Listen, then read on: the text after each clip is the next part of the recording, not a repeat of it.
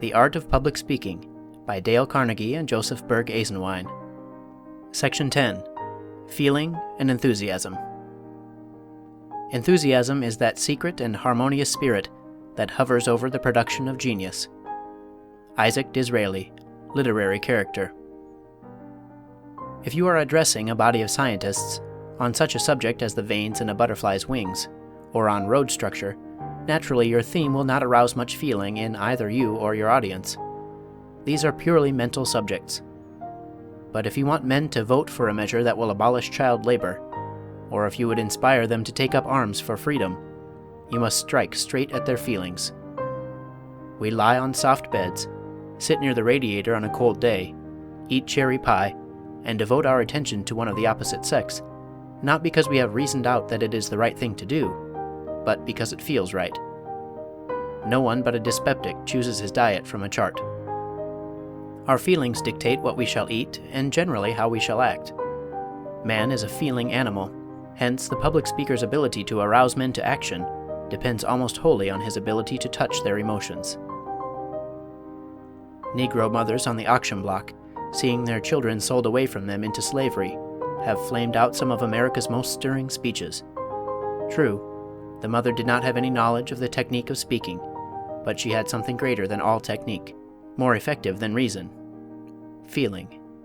The great speeches of the world have not been delivered on tariff reductions or post office appropriations.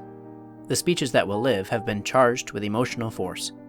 Prosperity and peace are poor developers of eloquence. When great wrongs are to be righted, when the public heart is flaming with passion, that is the occasion for memorable speaking. Patrick Henry made an immortal address, for in an epochal crisis he pleaded for liberty. He had roused himself to the point where he could honestly and passionately exclaim, "Give me liberty, or give me death." His fame would have been different if he had lived today and argued for the recall of judges. The power of enthusiasm. Political parties hire bands and pay for applause. They argue that, for vote-getting, to stir up enthusiasm is more effective than reasoning. How far they are right depends on the hearers, but there can be no doubt about the contagious nature of enthusiasm. A watch manufacturer in New York tried out 2 series of watch advertisements. One argued the superior construction, workmanship, durability, and guarantee offered with the watch. The other was headed, "A Watch to be Proud of," and dwelt upon the pleasure and pride of ownership. The latter series sold twice as many as the former. A salesman for a locomotive works informed the writer that in selling railroad engines, emotional appeal was stronger than an argument based on mechanical excellence. Illustrations without number might be cited to show that in all our actions we are emotional beings. The speaker who would speak efficiently must develop the power to arouse feeling. Webster, great debater that he was, knew that the real secret of a speaker's power was an emotional one. He eloquently says of eloquence, "Affected passion, intense expression, the pomp of declamation, all may aspire after it, they cannot reach it. It comes, if it comes at all, like the outbreak of a fountain from the earth, or the bursting forth of volcanic fires with spontaneous, original, native force." The graces taught in the schools, the costly ornaments and studied contrivances of speech, shock and disgust men, when their own lives and the fate of their wives, their children, and their country hang on the decision of the hour. Then words have lost their power, rhetoric is in vain, and all elaborate oratory contemptible. Even genius itself then feels rebuked and subdued, as in the presence of higher qualities. Then patriotism is eloquent, then self-devotion is eloquent. The clear conception outrunning the deductions of logic, the high purpose, the firm resolve, the dauntless spirit, speaking on the tongue, beaming from the eye, informing every feature, and urging the whole man onward, right onward to his subject. This is eloquence. Or rather, it is something greater and higher than all eloquence. It is action, noble, sublime, godlike action. When traveling through the Northwest some time ago, one of the present writers strolled up a village street after dinner and noticed a crowd listening to a faker speaking on a corner from a goods box. Remembering Emerson's advice about learning something from every man we meet, the observer stopped to listen to this speaker's appeal. he was selling a hair tonic which he claimed to have discovered in Arizona. He removed his hat to show what this remedy had done for him, washed his face in it to demonstrate that it was as harmless as water, and enlarged on its merits in such an enthusiastic manner that the half-dollars poured in on him in a silver flood. When he had supplied the audience with hair tonic, he asked why a greater proportion of men than women were bald. No one knew. He explained that it was because women wore thinner-soled shoes and so made a good electrical connection with Mother Earth, while men wore thick, dry-soled shoes that did not transmit the Earth's electricity to the body. Men's hair, not having a proper amount of electrical food, died and fell out. Of course, he had a remedy, a little copper plate that should be nailed on the bottom of the shoe. He pictured in enthusiastic and vivid terms the desirability of escaping baldness, and paid tributes to his copper plates. Strange as it may seem when the story is told in cold print, the speaker's enthusiasm had swept his audience with him, and they crushed around his stand with outstretched quarters in their anxiety to be the possessors of these magical plates.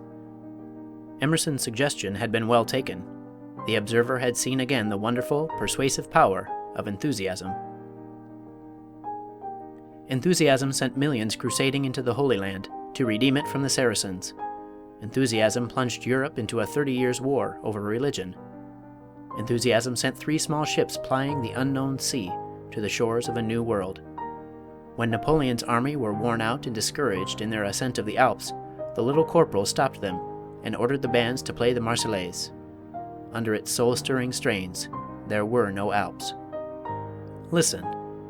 Emerson said, "Nothing great was ever achieved without enthusiasm." Carlyle declared that every great movement in the annals of history has been the triumph of enthusiasm. It is as contagious as measles. Eloquence is half inspiration. Sweep your audience with you in a pulsation of enthusiasm. Let yourself go. "A man," said Oliver Cromwell, "never rises so high as when he knows not whither he is going." How are we to acquire and develop enthusiasm? It is not to be slipped on like a smoking jacket. A book cannot furnish you with it. It is a growth, an effect. But an effect of what? Let us see. Emerson wrote, "A painter told me that nobody could draw a tree without in some sort becoming a tree, or draw a child by studying the outlines of his form merely, but by watching for a time his motion and plays, the painter enters his nature, and then can draw him at will in every attitude." So Roos entered into the inmost nature of his sheep. I knew a draftsman employed in a public survey who found that he could not sketch the rocks until their geological structure was first explained to him. When Sarah Bernhardt plays a difficult role, she frequently will speak to no one from 4 o'clock in the afternoon until after the performance. From the hour of 4 she lives her character. Booth, it is reported, would not permit anyone to speak to him between the acts of his Shakespearean roles, for he was Macbeth then, not Booth. Dante, exiled from his beloved Florence, condemned to death, lived in caves half-starved.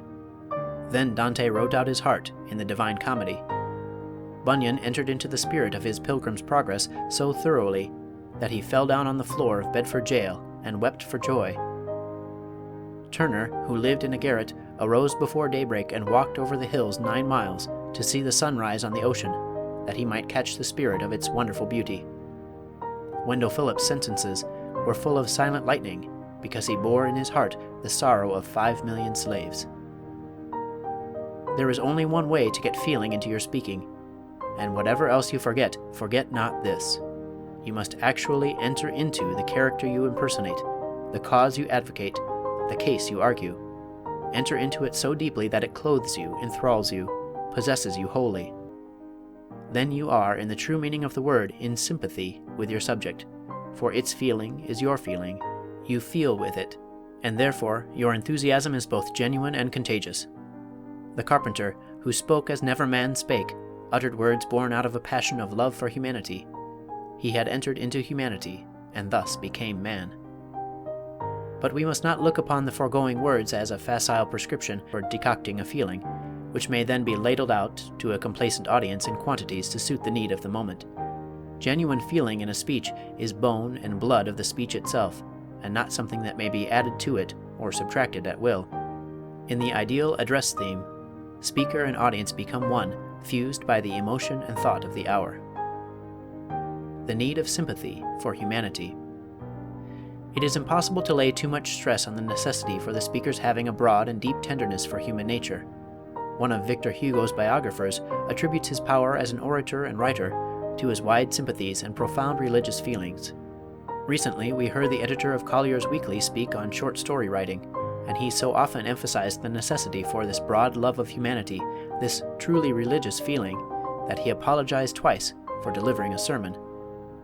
Few, if any, of the immortal speeches were ever delivered for a selfish or a narrow cause. They were born out of a passionate desire to help humanity.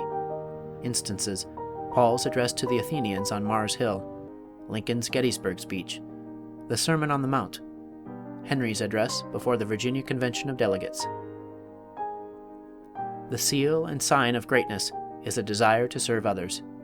Self-preservation is the first law of life, but self-abnegation is the first law of greatness, and of art.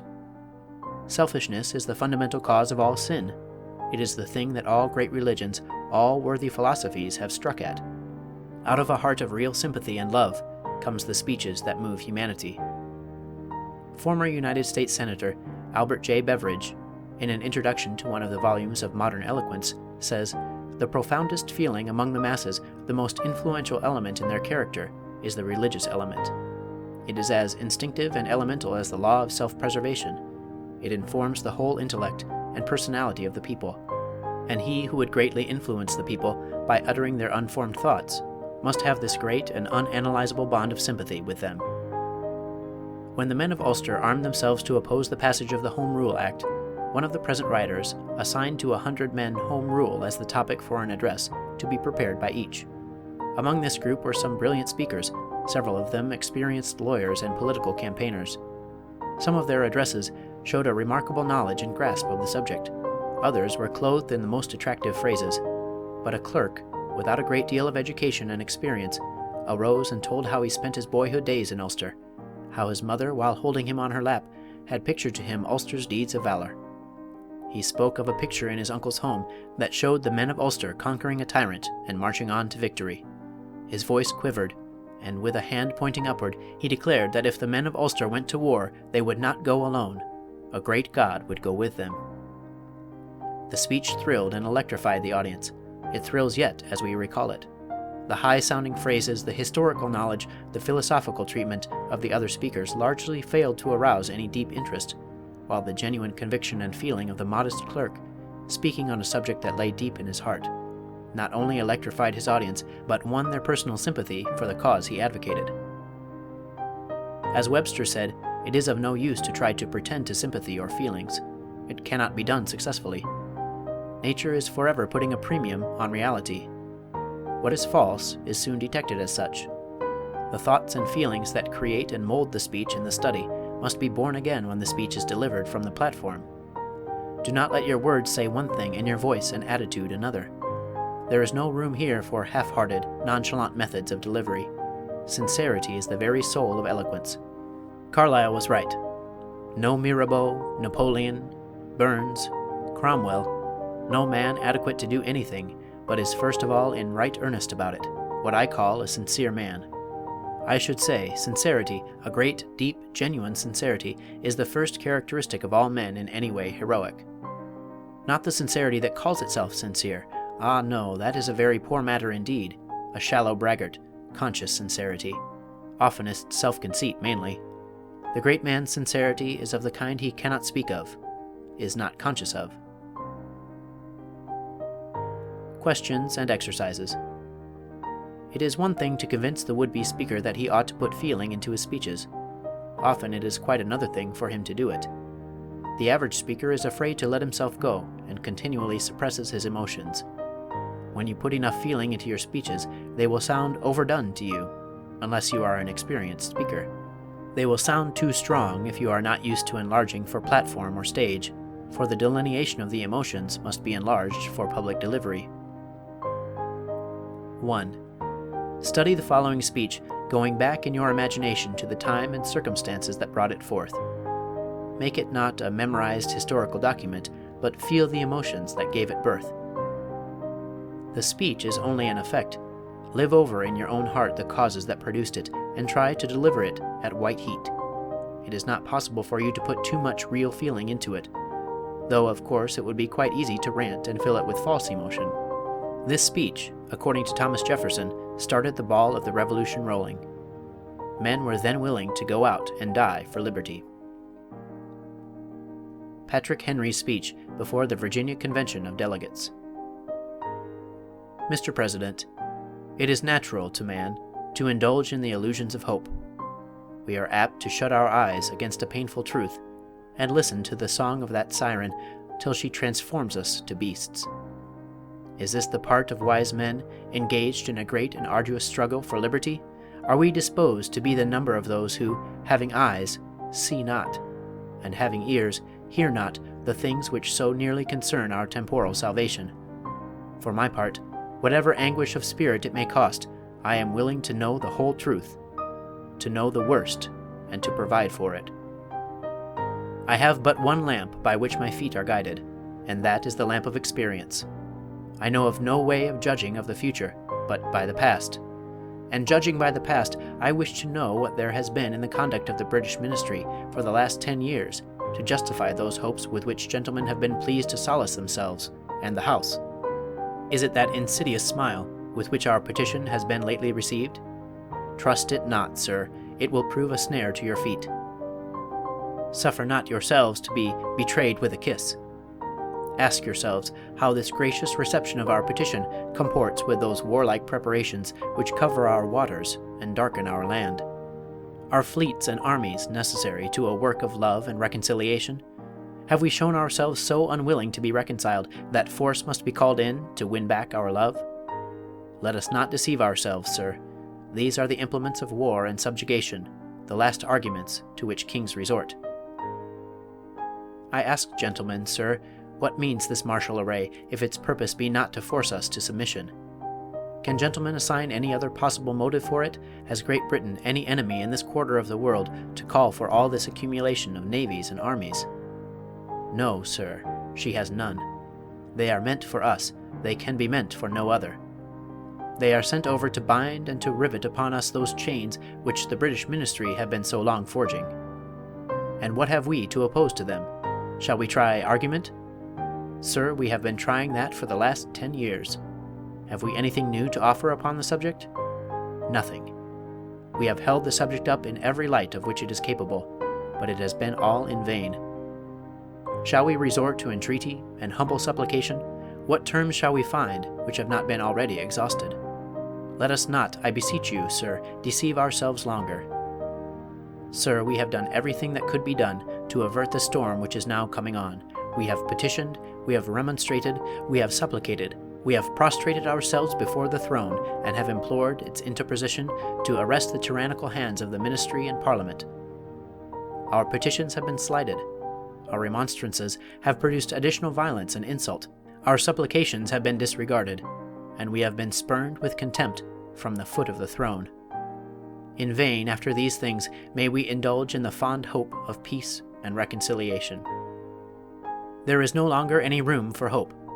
If we wish to be free, if we mean to preserve inviolate those inestimable privileges for which we have been so long contending, if we mean not basely to abandon the noble struggle in which we have been so long engaged, and which we have pledged ourselves never to abandon until the glorious object of our contest shall be obtained, we must fight. I repeat it, sir, we must fight. An appeal to arms and to the God of hosts is all that is left us. They tell us, sir, that we are weak, unable to cope with so formidable an adversary. But when shall we be stronger? Will it be the next week or the next year? Will it be when we are totally disarmed and when a British guard shall be stationed in every house? Shall we gather strength by irresolution and inaction? Shall we acquire the means of effectual resistance by laying supinely on our backs and hugging the delusive phantom of hope until our enemies have bound us hand and foot?